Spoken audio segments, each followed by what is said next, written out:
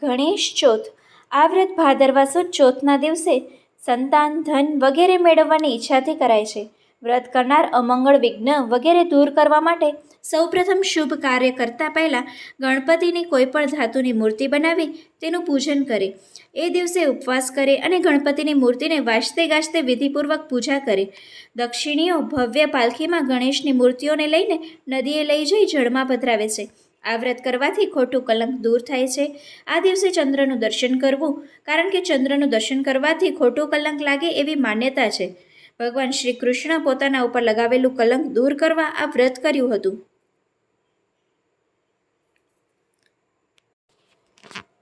ગણપતિ અષ્ટસિદ્ધિને વર્યા છે એ જાણી જગતપિતા બ્રહ્માજી તેમની પાસે આવ્યા અને સ્તુતિ કરીને બોલ્યા, હે ગજાનન, આપ જાણો છો મારું કાર્ય સૃષ્ટિ રચવાનું છે, પણ ક્યારેક વિઘ્ન આવે છે ત્યારે હું મૂંઝાઈ જાઉં છું.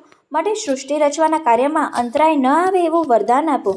ગણપતિએ બ્રહ્માજીને વરદાન આપ્યું. પછી ગણપતિ કૈલાસમાં જવા આકાશ માર્ગે નીકળ્યા તો રસ્તામાં ચંદ્રલોક આવતા ચંદ્રે ગણપતિને નિહાળ્યા.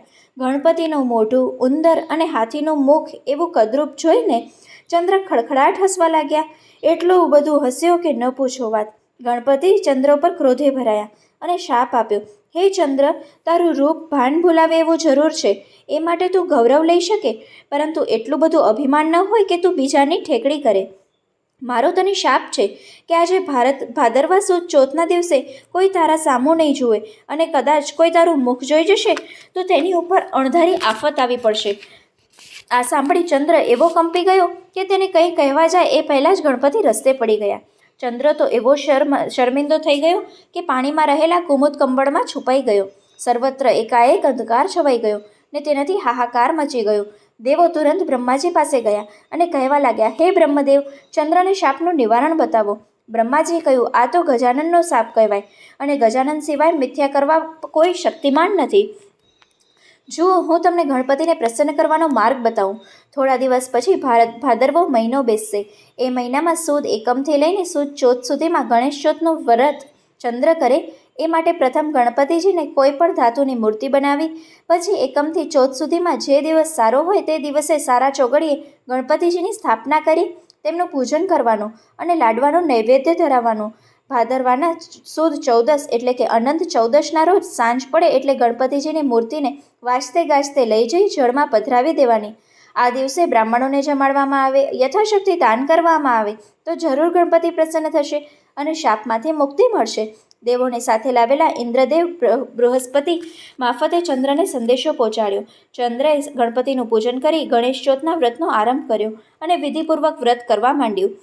તે સવાર સાંજ ગણપતિને પ્રાર્થના કરતો, હે ભગવાન, મારાથી અણસમજમાં આપણે કંઈક આડું અવળું બોલાઈ ગયું હોય તો મને ક્ષમા માંગુ છું. એ માટે મને ઘણો પસ્તાવો થાય છે. હવેથી આવી ભૂલ નહીં કરું અને આપ પણ દયાના સાગર છો તો કૃપા કરીને મને શાપ મુક્ત કરો. ગણપતિ કહે, ચંદ્ર, તું શાપમાંથી મુક્ત નહીં થઈ શકે, પરંતુ તારા વ્રતથી હું પ્રસન્ન થયો છું, તેથી શાપ હળવો બનાવું છું.